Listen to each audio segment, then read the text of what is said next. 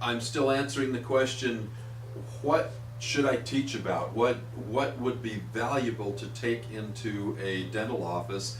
And it needs to be something that you're very familiar with, that you know about, and that you can pretty much speak like I'm speaking now and talk to them about what's important for the lab on these kinds of things, and teach them how to work with you the best. And so we kind of name this best practices for working with a lab, and presenting in a lunch and learn is one of the best ways we can do that, because you have everybody's attention.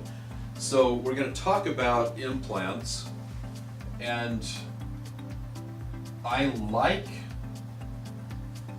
this because it's still a laboratory's best profit center.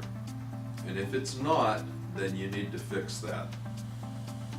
Implants still offer one of the best ways for a lab to do something that doctors don't routinely do everything for themselves. If they're milling stuff or sending stuff out to do something with their mills, some of them will get involved with that to a point.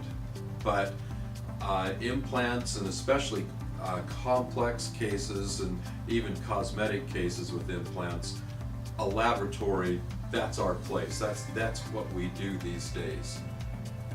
So, because they've taken PFMs away, right? So implants, let's talk about, we have a couple of different segments. We've got single implant, and that is cementable.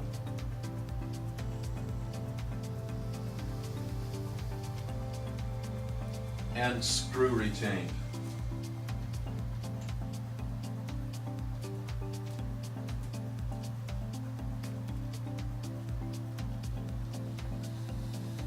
Even though I'm not a good whiteboard writer, I just want you to see those out here where we can talk about them.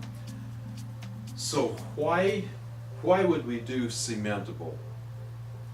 Well, these days the reasons are getting less and less, but a big reason is if that screw is coming out the facial or coming out in an odd direction and we cannot reach it, we can't deal with it, it is causing a problem with cosmetics, then we have to cement it. So then we can make an ideal abutment, and by an ideal abutment, and you can explain these things when you're doing a lunch and learn about this, an ideal abutment is as tall, as long as it can possibly be for retention.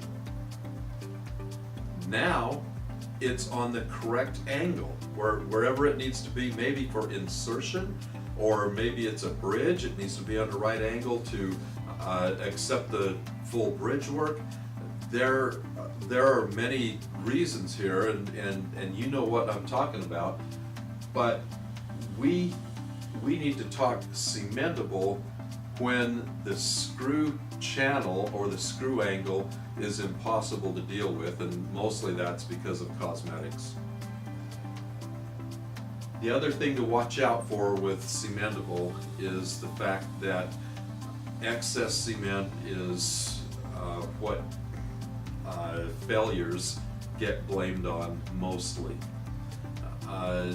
They've proven time after time now, and it hit a crescendo. It's kind of coming down now, but dentists are very aware of it, that excess cement gets pushed down past the gingiva, down along that implant, and they can't get it out. You can't clean it out. You really don't know it went there, and it slowly collects bacteria and goes around that implant, and pretty soon you have implantitis. It's perioimplantitis, and it's gonna just eat that implant right out of the bone. And so with this being proven, then cementable has gotten less popular, and screw retained has gotten more popular. And so you don't have the problem with excess cement on screw retained, and it's fully retrievable. So you're going along and you're somebody who's wearing an implant, the tooth gets loose and you're going, oh no, my implant's loose. If it's cementable, if it's been cemented, then the doctor has to grind through the restoration to access the screw to see what's loose. He unscrews that and finds out that just the screw is loose. The implant is solid as a rock. Fabulous news.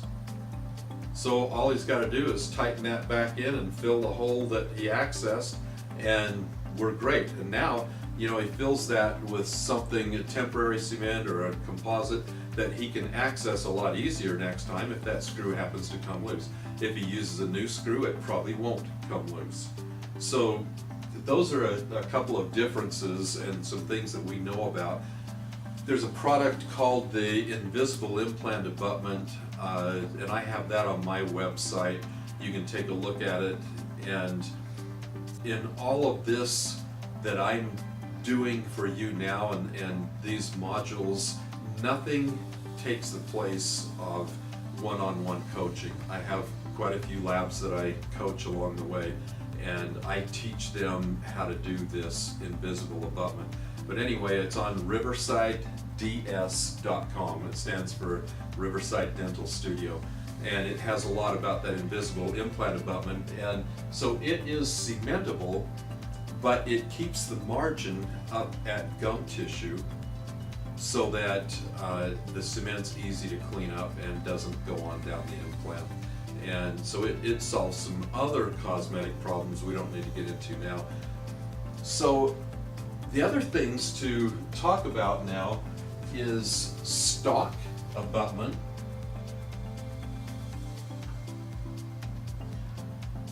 A stock abutment comes from the company that produces whatever, and there's so many companies now, aren't there? So it comes from whatever company, whatever brand that is. They just, they make thousands of abutments and keep them in stock. It's a stock abutment. You can order it. Look in the catalog and there's hundreds. It makes your head spin. And they have them on all angles, and they have them for this and that. So you can just order a stock abutment, and it used to be true that a stock abutment was less expensive than a custom.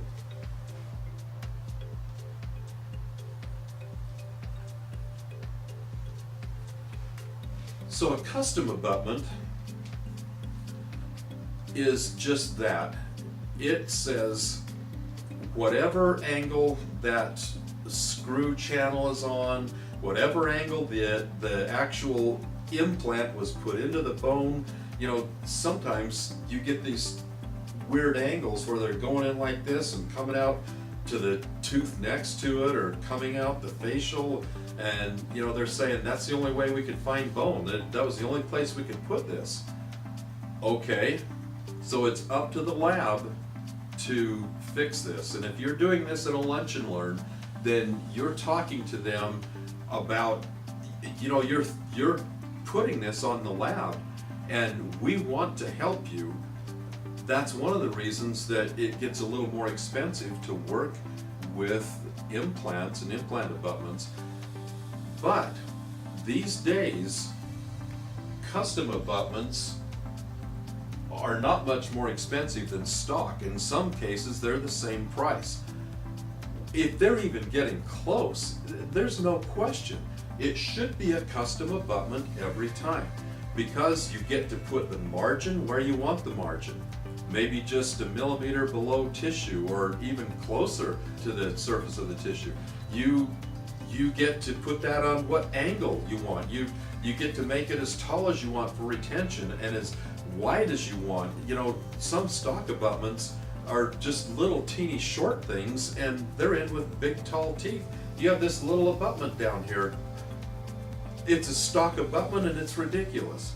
Or you get this little skinny abutment and it's back where a molar goes, and you're supposed to put this great big molar on a skinny little abutment. I don't know why they do that, but we get that stuff in the lab all the time. And I have one doctor that calls it putting a pumpkin on a toothpick. It's almost that ridiculous. Do a custom abutment and it'll be the size, it'll look like, it'll have the right emergence profile, it'll look like a tooth right out of the gum tissue. It'll be easy to clean because it'll be like what a tooth should be shaped like, right out of gum tissue. So in our lab, and I suggest this, we do 2 models. So we have a working model, it's separated, it's sawed out and pinned, a full working model just like working on anything else. We do a second one, and yes, this takes a second analog. And yes, we charge the dental office for that. But it pays huge dividends. To us, yeah, but to the doctor office, totally. His time is worth so much that if he goes to seat this abutment and put the crown on and something's rotated and he just lost all that chair time, that's way more expensive than just providing another abutment.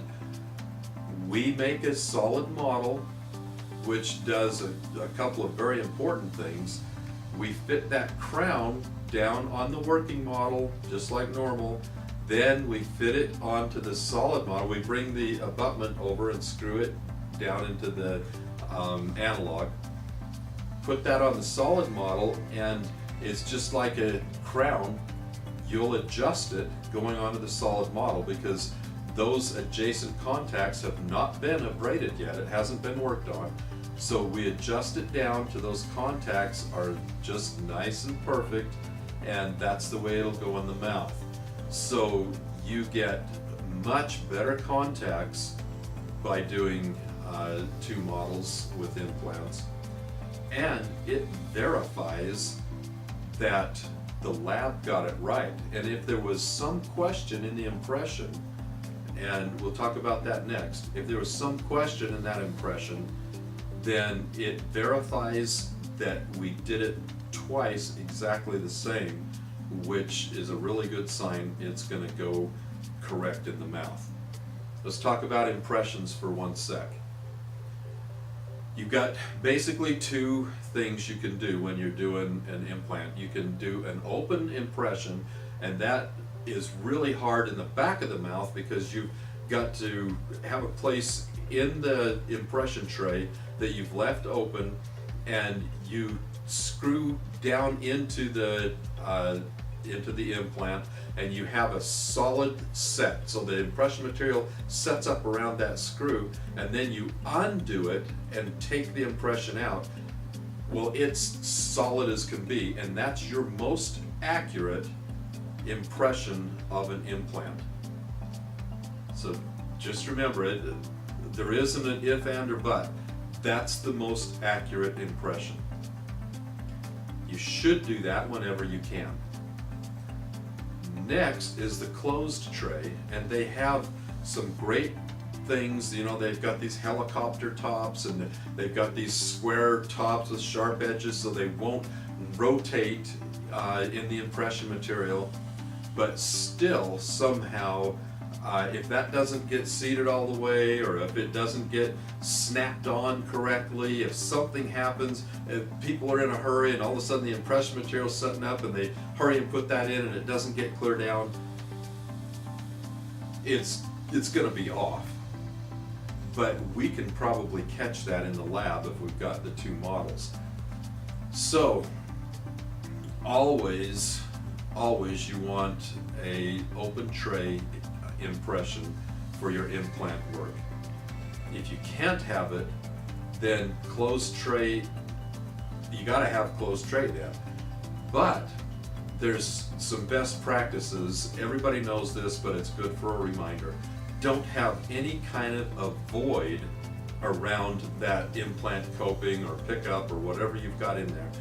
No void, it cannot wiggle, move, be mobile in the least. It has to be solid. So on a closed tray technique, that has to be set in medium to heavy body. It needs to be set solid. Now down around where you don't want to lock it in with that heavy body, so down around the base of it, you can do a wash or a light body because it's got to pick up over a little ledge there. But around that impression coping, or whatever they call that piece in your brand of implants, that has to be solid with no voids at all. And I have picture after picture that we've taken of big, complex cases even that have got voids in there, and the coping, the abutment is, you can wiggle that, and it's ridiculous because the chances of it fitting exactly into a rock solid implant in the mouth, or 2 or 3 of them at a time, there's no chance.